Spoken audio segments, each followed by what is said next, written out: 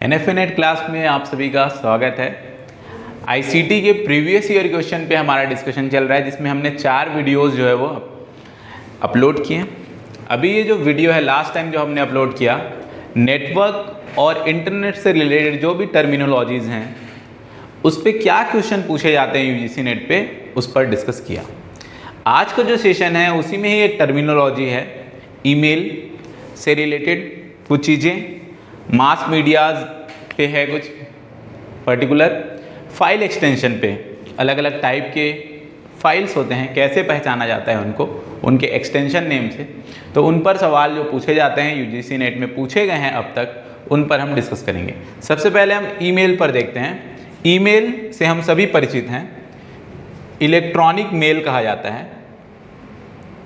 अलग अलग mail providers हैं, जैसे गूगल जीमेल के नाम से प्रोवाइड करता है, रेडिफ है, रेडिफ मेल से प्रोवाइड करता है, याहू है, याहू मेल से प्रोवाइड करता है। तो अलग हर प्रकार के सर्वर्स जो है वो अपने एप्लीकेशंस के लिए कुछ मेल प्रोवाइड करते हैं, जिसमें एक आपका जीमेल भी होता है।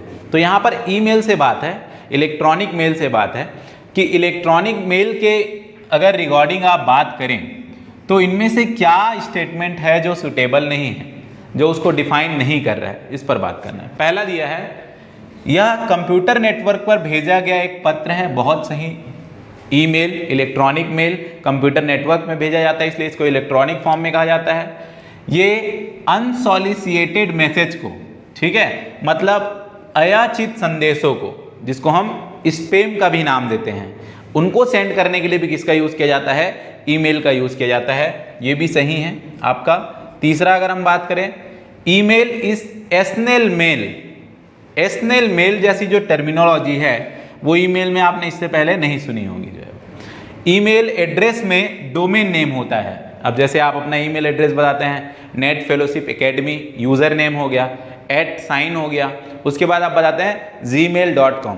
तो gmail.com जो है वो क्या रिप्रेजेंट करता है, यहाँ पे डोमेन नेम को रिप्रेजेंट करता है। तो ये चीज़ें आपकी होती है। कंप्यूटर में किसी संदेश को, किसी पत्र को इलेक्ट्रॉनिक माध्यम से, नेटवर्क के माध्यम से जब शेयर किया जाता है, ईमेल का नाम दिया गया है। किसी अनसॉलिसिएटेड मैसेज मतलब स्पैम को भेजने के लिए, स्पैम सेंड करने के लिए भी क्या यूज़ किए जाते हैं, ईमेल यूज़ किए जाते हैं। और ईमेल के जो एड्रेस होते हैं उसमें डोमेन नेम का भी एक पार्ट होता है। अगला जो सवाल पूछा गया है वो उस स्थान के बारे में पूछा गया है जहां पर आप कॉन्टेक्ट इंफॉर्मेशन को स्टोर करके रखते हैं, ताकि जब भी आप किसी एड्रेस को फिर से ऐड करें तो फर्स्ट लेटर ही, जैसे आपने मान लीजिए एन ही अगर इंटर किया तो netfellowshipacademy@gmail.com आपको ऑलरेडी जो है मिल जाना है, ठीक है। तो वो जो होता है, वो जगह जहां पर उसको स्टोर करके रखने का काम करता है ईमेल, उस जगह को कहा जाता है, उस प्लेस को कहा जाता है एड्रेस बुक, ठीक है। तो वह स्थान जहां पर आपके कॉन्टेक्ट इंफॉर्मेशन जो है वो स्टोर होते हैं, ताकि आप ईमेल्स को क्विकली जो है वो रिट्रीव कर सके ईमेल में उसको, तो इसके लिए यूज किया जाता है एड्रेस बुक का यूज किया जाता है। नेक्स्ट अगर हम लोग बात करें, ईमेल एड्रेस में कितने पार्ट होते हैं, तो ईमेल एड्रेस में मेनली 2 पार्ट होते हैं। पहला जो पार्ट होता है वो यूजर नेम का होता है, और दूसरा जो पार्ट होता है वो डोमेन को रिप्रेजेंट करता है। जैसे नेट फेलोशिप एकेडमी एक यूजर नेम है, जो gmail.com, तो gmail.com आपका क्या हो जाता है, डोमेन हो जाता है। तो पहला यूजर नेम और दूसरा डोमेन नेम। इसके अलावा net fellowship academy @yahoomail.com, yahoomail.in, ये चीज़ें हो गई। rediffmail.com, ये चीज़ें हो गई। तो यूजर नेम और क्या होता है, डोमेन नेम। तो कितने पार्ट होते हैं, 2 पार्ट होते हैं, ठीक है। अगला हम लोग बात करते हैं ईमेल के जो एड्रेस होता है, URL, मतलब हमको लास्ट क्लास में, लास्ट वीडियो में देखा, यूनिफॉर्म रिसोर्स लोकेटर, जो किसी एड्रेस को, स्पेसिफिक लोकेशन को जो है वो एड्रेस स्पेसिफाई करने के लिए यूज किया जाता है। ईमेल का URL कैसा होता है, तो सबसे पहले याद रखेंगे, जो यूजर नेम होता है वो हमेशा स्मॉल लेटर्स में लिखा हुआ रहना चाहिए, ठीक है। ये कलेक्शन हो सकता है, किसका कलेक्शन हो सकता है, अल्फाबेट्स का, नंबर्स का, और साइन में केवल क्या यूज किया जाता है, अंडरस्कोर। अंडरस्कोर के अलावा कोई भी दूसरी साइन का प्रयोग नहीं किया जा सकता है यूजर नेम में। उसके बाद 8 साइन होता है, 8 साइन के बाद आप क्या यूज करते हो, आपका डोमेन नेम। कई बार जब हम लोग पढ़ते हैं तो हम लोग इस तरीके से पढ़ते हैं, आप लोग कॉमनली पूछेंगे किसी से भी ईमेल आईडी, तो उन लोगों का जो आंसर होता है वो होता है net fellowship academy at the rate word वहां पर यूज नहीं किया जाता है। एट द रेट किसी सामान को जब किसी उचित दर पर बेचा जाता है तो उसके लिए एट साइन को एट द रेट पढ़ा जाता है। यहां पर एड्रेस ऑफ बोला जाता है या एट बोला जाता है, मतलब net fellowship academy address of gmail.com बोल सकते हैं, या आप कह सकते हैं नेट फेलोशिप एकेडमी @gmail.com बोल सकते हैं। इस चीज को आपको ध्यान रखना है, एट द रेट वर्ड नहीं यूज किया जाता है। यहां पर देखिए सबसे पहले यूज है, यहां पे आपको साइन नहीं है, पहली चीज ये रॉन्ग हो गया। इसमें देखिए पहला पार्ट यूजर नेम स्मॉल में सभी लिखे हुए हैं, www 8 का साइन भी है, और दूसरा पार्ट आपका डोमेन नेम mail.com। तीसरे में क्या कर दिया गया कैपिटल, और चौथे में 8 साइन के साथ सेपरेट नहीं किया गया है दोनों पार्ट को। तो ये आपका सही मेल एड्रेस कह सकते हैं www@mail.com। ठीक है, URL हो गया।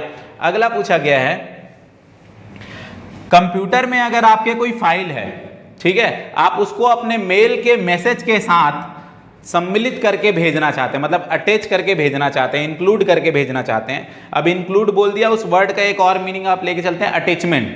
तो उसको क्या कहा जाता है, उसको कहा जाता है अटैचमेंट कहा जाता है। जैसे कोई फोटो है आपके पास, कोई जिप फाइल है, कोई ऑडियो फाइल है, कोई वीडियो फाइल है, आप मेल में उन फाइल को भी अटैच करके किसी को भेजना चाहते हैं, तो उस पर्टिकुलर को क्या रिफर करते हैं अपन, अटैचमेंट कहते हैं। क्या नाम से जाना जाता है, अटैचमेंट। तो ये कुछ टर्मिनोलॉजीज हैं जो ईमेल से संबंधित है, जो यूजीसी नेट में अभी तक जो है वो पूछे गए हैं, और कुछ पर्टिकुलर क्वेश्चंस हैं जो अक्सर अभी देखने को मिल रहे हैं, उस पर भी हम लोग बात करते हैं।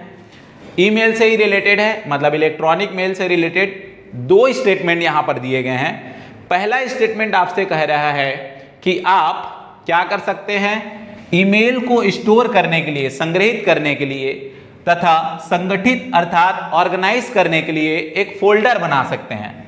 आप अपने मेल आईडी आप ओपन कीजिए, उसके बाद आप मेल एप्लीकेशन में जाइए, एक फोल्डर क्रिएट कीजिए, अपने फ्रेंड्स के रिलेटेड फोल्डर्स वहां पर रख सकते हैं, आप सोशल मीडिया से रिलेटेड वहां फोल्डर बना के आप रख सकते हैं। मेल्स को जो है वो एक जगह पे ऑर्गेनाइज करके रखने के लिए आसानी से तो बना सकते हैं, यू कैन क्रिएट। ठीक है, सेकेंड वन, आप अटैच कर सकते हैं any file size to an email. ठीक है, आप कितनी भी बड़ी फाइल को क्या कर सकते हैं, बोल रहा है अटैचमेंट। तो ऐसा नहीं होता है, कुछ लिमिट होता है। जैसे जीमेल की ही बात करें तो एक फाइल के अलावा आप मोस्टली जो है वो 25 MB तक का ही फाइल जो है वो मेल में क्या करते हैं, सेंड अटैच करके भेज सकते हैं। अदरवाइज सर उससे बड़ा कैसे करें, तो उसके लिए आपको क्या करना होता है, गूगल के द्वारा जो क्लाउड स्टोरेज, लास्ट हमने जो सेशन किया था उसमें डिस्कस किया था, जो गूगल ड्राइव है, वहां आप क्या करते हैं, उस फाइल को अपलोड करते हैं। अब वो सिस्टम आपके कंप्यूटर से वो कहां आ चुका है, आपके क्लाउड में आ चुका है, गूगल ड्राइव में आ चुका है, और वहां से लिंक जो है वो आप जिसको भी मेल करना चाहते हैं उसको शेयर कर देते हैं, तो वो उस फाइल को फिर क्या कर सकता है, एक्सेस कर सकता है। ये एक तरीका हो सकता है, मगर आप बहुत बड़ी साइज में जो है वो फाइल अटैच करके शेयर नहीं कर सकते। तो स्टेटमेंट नंबर 1 बस सही है, स्टेटमेंट नंबर 2 जो है वो ईमेल के रिगार्डिंग जो है वो सही नहीं है। अगला चलते हैं जिस पर खासा क्वेश्चंस देखने को मिल रहा है। मेल जब हम शेयर करते हैं, सेंड करते हैं, तो मेल सेंड करने के टाइम पे हम लोगों को एड्रेस ऐड करना होता है। जिस भी व्यक्ति को मेल करना है उस व्यक्ति का एड्रेस डालना होता है। उस व्यक्ति के एड्रेस को एंटर करने के 3 प्लेसेस होते हैं। एक होता है टू, जहां आप किसी ईमेल एड्रेस को रख सकते हैं। एक होता है CC, जिसको कार्बन कॉपी कहा जाता है, वहां आप एड्रेस रख सकते हैं। तीसरा होता है BCC, ब्लाइंड कार्बन कॉपी, वहां भी आप एड्रेस रख सकते हैं। सर जब रखना तीनों जगह एड्रेस ही है तो 3 अलग अलग प्लेसेस देने की आवश्यकता क्यों? अब जब एक ही मेल को हम एक से अधिक व्यक्तियों तक भेजना चाहते हैं, तो हम अगर बताना चाहते हैं, जैसे फर्स्ट यूजर को ये बताना चाहते हैं कि ये कार्बन कॉपी और भी किसी यूजर को हमने शेयर किया है, फॉरवर्ड किया है, तो हम उसका एड्रेस कार्बन कॉपी में रख देते हैं।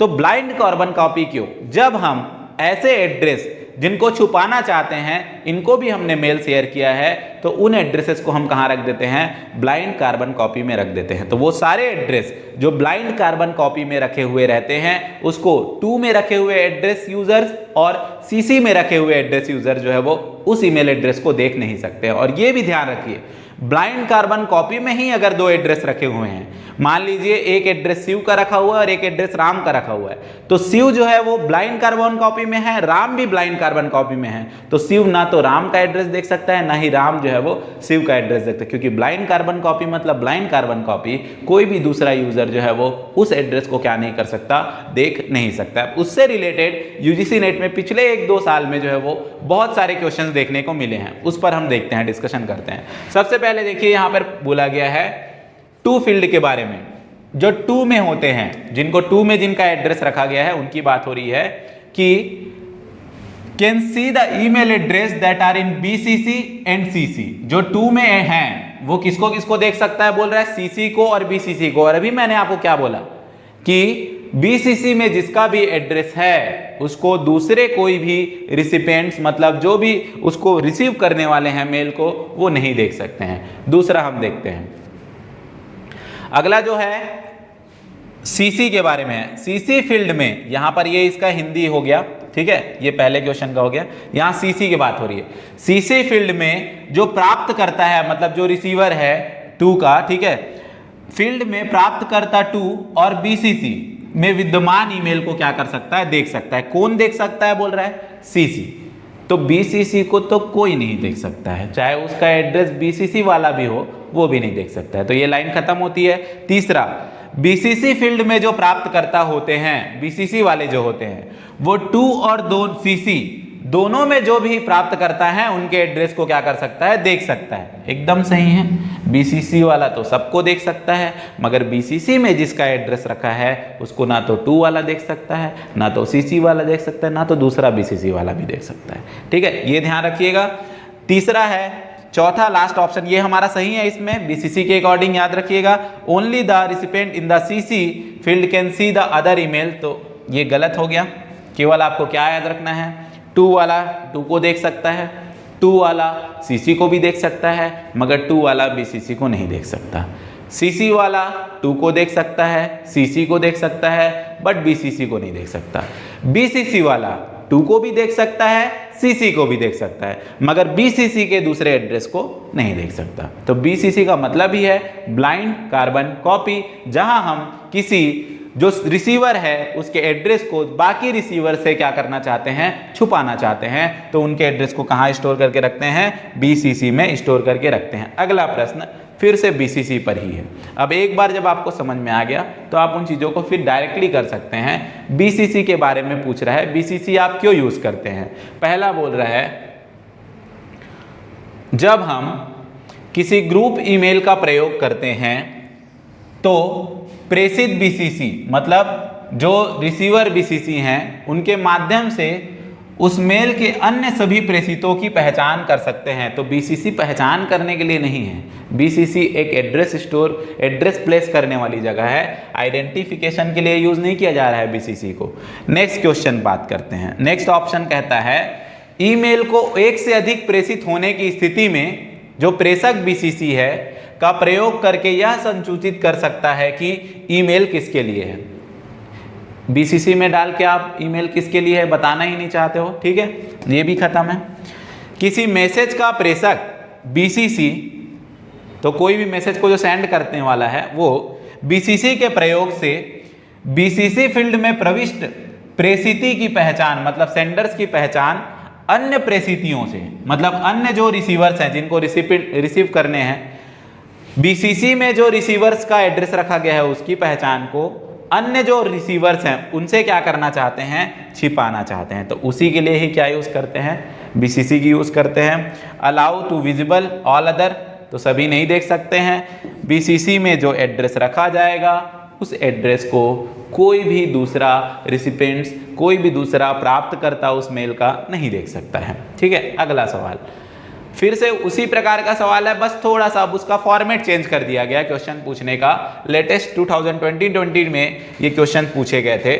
यहाँ पर जो बात किया गया है कि एक कुछ चीजें लिखी गई हैं यहाँ पे। मोहन जो है वो अपने फ्रेंड्स को कुछ बता रहा है। मोहन अपने मित्रों को, जैसे कि सोहन को sohan@gmail.com, रोहन को rohan@yahoo.com और जॉन को john@gmail.com को कुछ मेल कर रहा है पार्टी के बारे में, जन्मदिन की पार्टी से रिलेटेड। 2 में किसका एड्रेस रखा, सोहन का। CC मतलब कार्बन कॉपी में किसका एड्रेस रखा, रोहन का। और BCC मतलब ब्लाइंड कार्बन कॉपी में किसका एड्रेस रख रहा है, जॉन का। अभी डेफिनेशन से आपको क्या समझ में आता है कि सोहन और रोहन को ये नहीं पता है कि जॉन भी जो है वो बर्थडे में बुलाया गया है, क्योंकि जॉन के एड्रेस को कहाँ रखा गया है, BCC में रखा गया है। मगर जॉन को पता है कि मेरे अलावा सोहन और रोहन भी क्या हो रहे हैं, बर्थडे पार्टी में आ रहे हैं। इस मेल का सब्जेक्ट क्या लिखा गया है, my birthday party is on 15/01/2019। और मैसेज में बॉक्स में क्या लिखा गया, hello all, call me if you can come. ठीक है, ये चीजें हो गई। अब मैसेज भेजने वाला अपना कौन हो गया, मोहन हो गया। ठीक है, रिकॉर्डिंग। अब ऑप्शन क्या है, सोहन को पता है कि जन्मदिन की पार्टी 15/1/2019 को है। हाँ जरूर, क्योंकि ये सब्जेक्ट है, सब्जेक्ट किसी से छुपेगा नहीं, चाहे वो CC हो, BCC हो, 2 हो, उससे कोई लेना देना नहीं है, काम BCC वाला बस समझना है। Rohan no that, Rohan know that, ठीक है, सोहन नो दैट, यहाँ पे क्या होना चाहिए, Sohan know that Rohan receive the mail. क्या सोहन को पता है कि रोहन ने रिसीव किया है मेल? हाँ जरूर पता है, क्योंकि सोहन और रोहन 2 और CC में है, तो छुपाने वाली कोई बात नहीं है। ये भी पता है, ये भी सही। तीसरा, Rohan know that John receive the email. क्या रोहन को पता है, रोहन कहाँ बैठा है भाई, CC में बैठा है, क्या उसको पता है कि जॉन को मिला है? नहीं। क्यों? क्योंकि जॉन कहाँ बैठा है, BCC में बैठा है, तो ब्लाइंड कार्बन कॉपी तो हिडन रहेगा, तो कैसे पता चलेगा।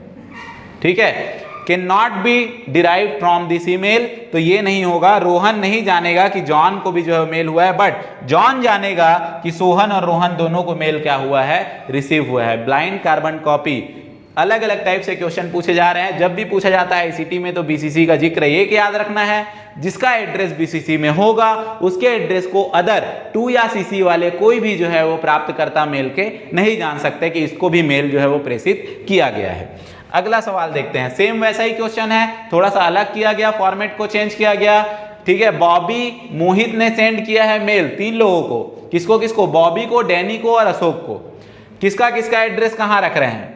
ठीक है, मेल भेजने वाला कौन है, मोहित है, तो मोहित का एड्रेस कहां पर आपको दिखाई दे रहा है, फ्रॉम में दिखाई दे रहा है। 2 में किसका एड्रेस है, बॉबी का। 2 CC में कार्बन कॉपी में कौन है, डैनी है। ठीक है, ये सब स्मॉल होते हैं। BCC में किसका है, अशोक का है, मतलब अशोक छुपा हुआ है। अशोक का एड्रेस बाकी सबसे क्या किया गया है, छुपाया गया, क्योंकि आपको ब्लाइंड कार्बन कॉपी का डेफिनेशन तो मेरे ख्याल से अब तक क्लियर हो गया होगा। ठीक है, क्या बोल रहा है कि सब्जेक्ट दिया है important update, dear colleague please note that tomorrow meeting has been cancelled. कल जो मीटिंग है वो कैंसिल रख दिया गया है, रिगार्ड्स मोहित। अब देखते हैं इसमें स्टेटमेंट में क्या सही है। पहला, बॉबी और Danny are aware that Ashok received the email. Bobby और डैनी को ज्ञात है कि अशोक को ईमेल प्राप्त होगा। बहुत गलत, क्योंकि अशोक का एड्रेस तो छुपा के भेजा है मोहित ने।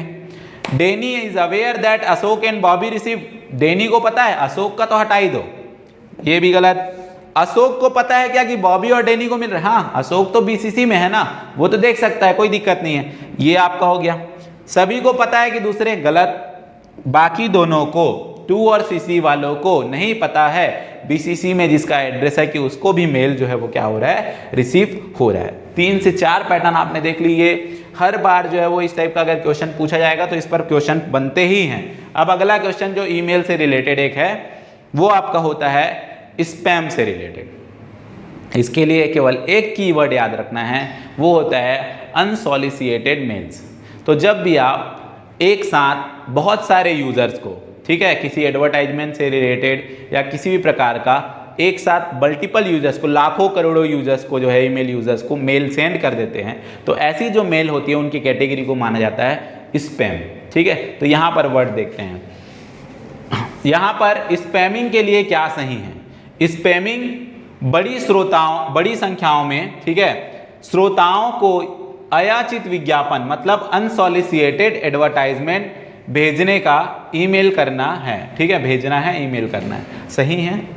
दूसरा, स्पैमिंग चैट करना, नॉनसेंसियल गार्बेज चैट, ऐसा कुछ भी नहीं है। Spamming is posting a message that contain graphic description of something offensive, ये भी बात नहीं है। इसको spamming is an attempt to acquire sensitive, किसी के इंफॉर्मेशन को लेना, फिशिंग, ऐसे जो वर्ड है स्पाईवेयर, फिशिंग, ये सब हम सिक्योरिटी वाले पार्ट में अपने देखेंगे, ठीक है। तो ये भी नहीं हो सकता है, तो हमारा सही क्या होगा, स्पैमिंग क्या है, इज पोस्टिंग और ईमेलिंग अनसॉलिसिएटेड मेल और अनसॉलिसिएटेड एडवर्टाइजिंग। तो एक वर्ड याद रखिए, जहां जहां अनसॉलिसिएटेड दिखे वहां वहां स्पैम दिखना चाहिए, ठीक है। स्पैम और अनसॉलिसिएटेड का तगड़ा रिलेशन माना जा सकता है। अब अपन चलते हैं सोशल नेटवर्किंग से रिलेटेड एक दो क्वेश्चंस पे जो पूछे गए। ईमेल से आपको क्लियर हो गया होगा, ईमेल से कैसे कैसे क्वेश्चन पूछे गए हैं, डेफिनेशंस पे हैं, उसके कितने पार्ट होते हैं उस पर क्वेश्चन पूछा गया है, अटैचमेंट पर एक सवाल पूछ दिया गया, फिर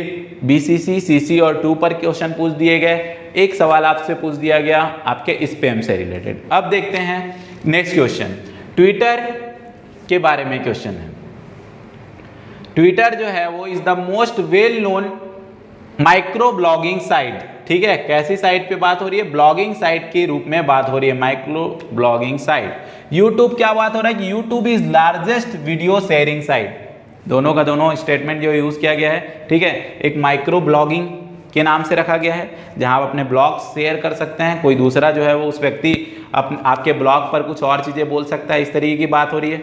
और यूट्यूब लार्जेस्ट वीडियो शेयरिंग क्या है, फाइल साइज है। यूट्यूब के बारे में आप जा रहे हैं, वीडियो देख भी आप कहाँ से रहे हैं, यूट्यूब से ही देख रहे हैं, तो आप समझ सकते हैं कि उसमें जो है वो आप वीडियो शेयर करने का काम करते हैं। नेक्स्ट जो बात हो रही है, अमन अपने सामाजिक नेटवर्किंग पेज में, मतलब सोशल नेटवर्किंग पेज में एक वीडियो फाइल जोड़ता है, अटैच करता है, ऐड करता है, जो कि अन्यावधि में अनेक लोगों द्वारा देखा गया, ठीक है। उन वीडियो का निम्नलिखित में से किसके द्वारा वर्णित किया जा सकता है, which one of this describe a video that has been watched by a lot of people. आपके वीडियो को 1 के लोगों ने देख लिया, 2 के लोगों ने देख लिया, ठीक है, 1 मिलियन लोगों ने देख लिया। ये जो चीजें बताने का चीज होता है उस पर क्या कहा जाता है, जैसे यहाँ पे लिखा गया है वायरल, ओपन सोर्स, टेक्ड और डिजिटल, उसको क्या कहा जाएगा, क्या कहा गया है, शॉर्ट पीरियड टाइम में, बहुत कम समय में बहुत अधिक व्यक्तियों द्वारा जब आपके उस वीडियो कंटेंट को देख दिया जाए तो उसे क्या कहा जाता है, उसे वही कहा जाता है जिसकी तलाश हम कर रहे हैं, उसे कहा जाता है वायरल, ठीक है। उसे क्या कहा जाता है, वायरल कहा जाता है। जब बहुत शॉर्ट पीरियड में किसी वीडियो को बहुत सारा यूजर्स के द्वारा जो है वो देख लिया जाता है, जो किसी सोशल नेटवर्किंग प्लेटफॉर्म में क्या किया जाता है, शेयर किया जाता है। नेक्स्ट जो क्वेश्चन है वो भी सोशल मीडिया प्लेटफॉर्म से रिलेटेड है, ट्वीट और ट्विटर्स पे और ब्लॉग्स पे। वेब 2.0 करके लास्ट जिक्र हम इस पर किए थे। ट्विटर जो है वो यूजर्स को स्मॉल पोस्ट सेंड करने के लिए अलाउ करता है, जिसको हम क्या कहते हैं, ट्वीट कहते हैं, जो कितने कैरेक्टर लेंथ पे बात कर रहे हैं, 140 कैरेक्टर लेंथ पे बात कर रहा है। यहीं पर थोड़ा सा गलत बात कर रहा है, ये जो होता है वो कितने कैरेक्टर को बात करता है, 280 कैरेक्टर्स को बात करता है, लेंथ जो होता है। अब जो ब्लॉग बाय डिफॉल्ट ब्लॉग जो होता है वो डिस्प्ले करता है पोस्ट को क्रोनोलॉजिकल ऑर्डर में, ठीक है, क्रमानुसार, काल क्रमानुसार करता है, जहां होम पेज में अर्लीस्ट पोस्ट जो होते हैं, प्रारंभिक पोस्ट जो होते हैं वो टॉप में होते हैं। बहुत सही बात है, ब्लॉग जो है वो रिवर्स क्रोनोलॉजिकल ऑर्डर में काम करता है, जहां न्यूएस्ट से ओल्डेस्ट में जो होता है आपका जो भी पोस्ट है वो डिस्प्ले होता है, ठीक है। तो पहला स्टेटमेंट गलत है, हाफ सही था ट्वीट तक का, बट कैरेक्टर सही नहीं था। दूसरा स्टेटमेंट पूरी तरीके से आपका जो है वो सही है, ठीक है। अगले क्वेश्चन पे चलते हैं। अगला क्वेश्चन क्या कहना जा रहा है, अब फाइल एक्सटेंशंस पे, फाइल फॉर्मेट्स पे हम लोग डिस्कस करेंगे।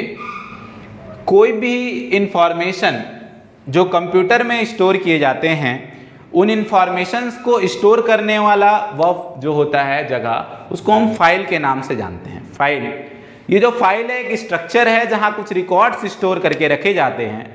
फाइल किस प्रकार के रिकॉर्ड को स्टोर करके रखा है वो पता चलता है उस फाइल के टाइप से।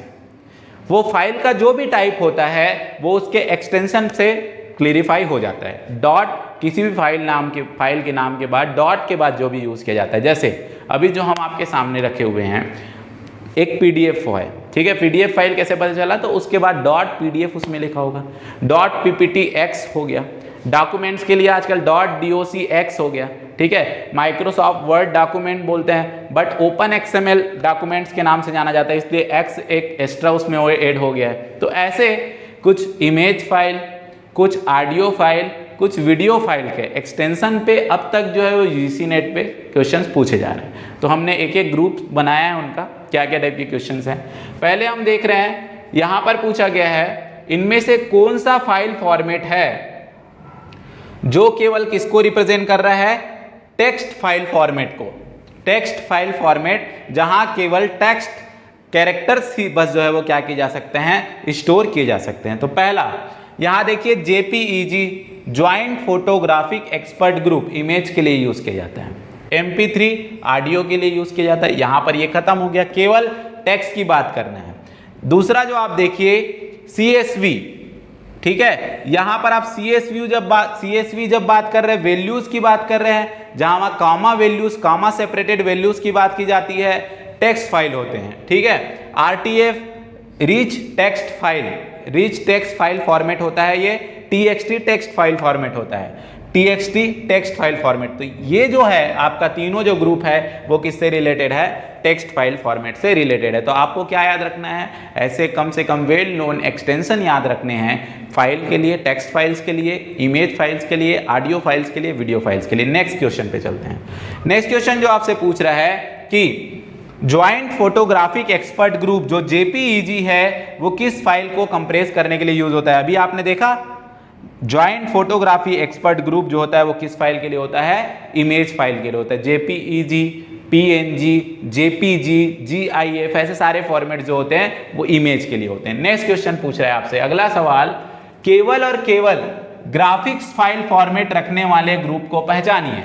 इमेज वाले बस को पहचानना है, तो सीधा सीधा बाकी को अलग करने का काम कर देते हैं हम लोग सीधे, ठीक है। यहां पर देखिए पहला document.doc, HTML hypertext markup language web page वाला फाइल हो गया, XLS एक्सेल, ठीक है, ये भी गया, ये हो गया PNG, ठीक है। तो यहाँ पे पोर्टेबल नेटवर्क ग्रुप वाला बात हो गया, यहाँ पे GIF ग्राफिकल इंटरचेंज फॉर्मेट पे बात हो गया, JPG आपका ज्वाइंट फोटोग्राफिक एक्सपर्ट ग्रुप पे बात हो गया, ठीक है।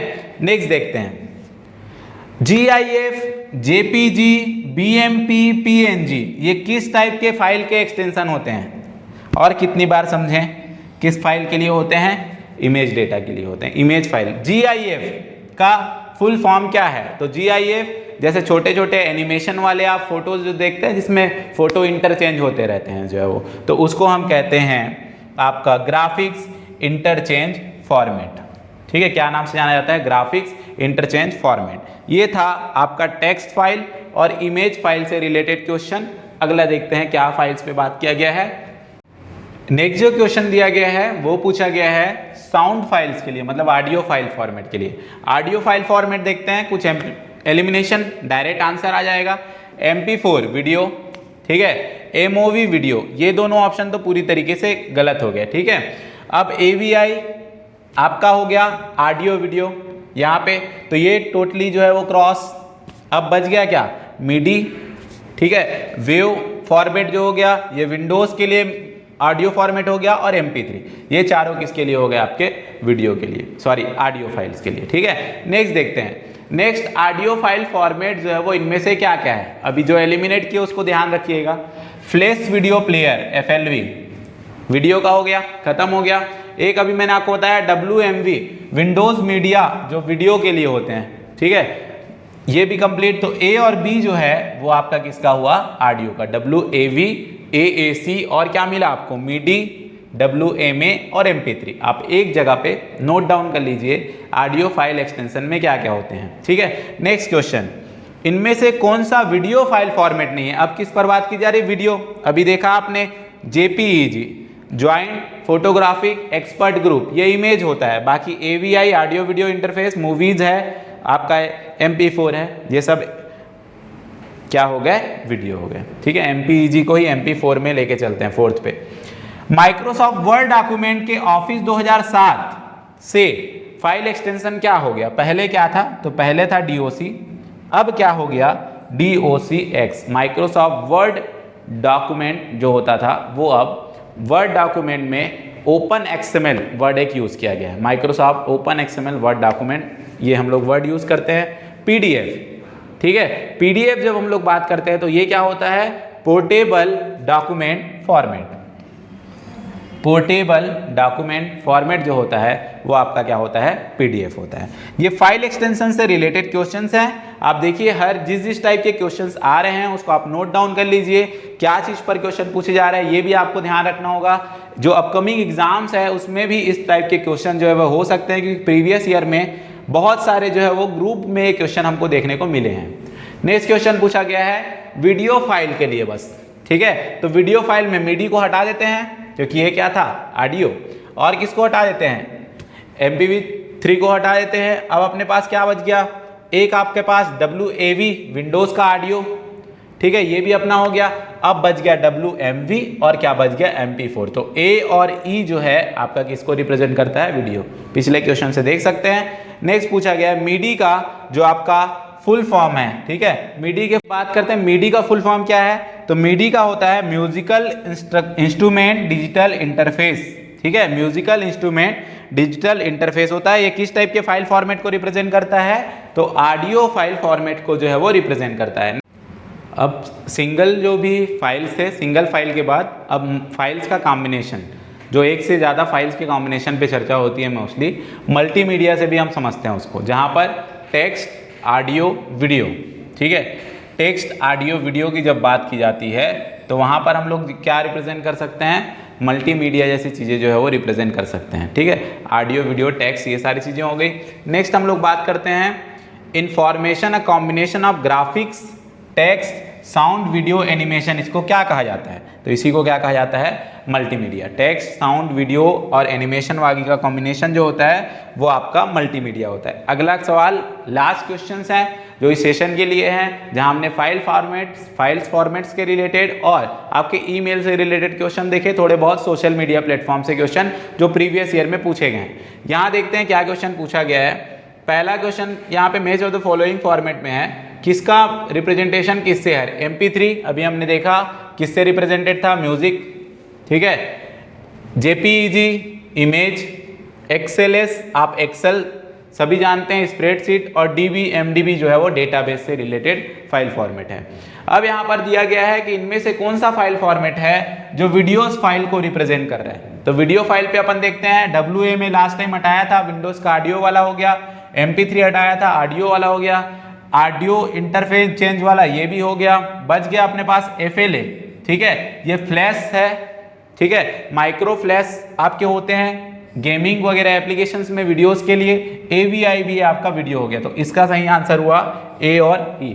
आज का ये जो सेशन था वो ईमेल के क्वेश्चंस पे था, फाइल एक्सटेंशन के क्वेश्चन पे था, सोशल मीडिया का था। इससे पहले हमने कंप्यूटर नेटवर्क इंटरनेट पे रिलेटेड क्वेश्चन बात किए थे, उसके पहले हमने सॉफ्टवेयर और प्रोग्रामिंग से रिलेटेड क्वेश्चन पे डिस्कशन किया था, उससे पहले हमने हार्डवेयर कंपोनेंट जो है, इनपुट है, आउटपुट है, स्टोरेज है, CPU है, उस पर बात किया था, और फर्स्ट वीडियो हमने कंप्यूटर के डेफिनेशंस, ICT के डेफिनेशंस पे डिस्कस किए थे। ये जो सीरीज है इसमें 2 से 3 और वीडियोज आने हैं जो टोटली जो है वो प्रीवियस ईयर क्वेश्चन पर बेस्ड है। 2004 से लेकर अब तक UGC नेट के एग्जाम में ICT से जितने भी क्वेश्चन पूछे गए हैं हमने उनका एक प्रॉपर फॉर्मेट यहाँ पर क्रिएट किया है, और हर एक जैसे क्वेश्चन को जो है वो एक पर्टिकुलर स्पेस पर रखने की कोशिश की है। आशा है आप सभी को जो है वो इस पर क्लियरिटी हो रही होगी, और ज़्यादा क्लियरिटी के लिए आप अपनी रिवीजन जारी रखें और अपने पेपर के लिए जो है अपनी तैयारी अच्छे से करते रहें, ठीक है। तो आज के सेशन के लिए बस इतना ही। आप सभी का बहुत बहुत धन्यवाद।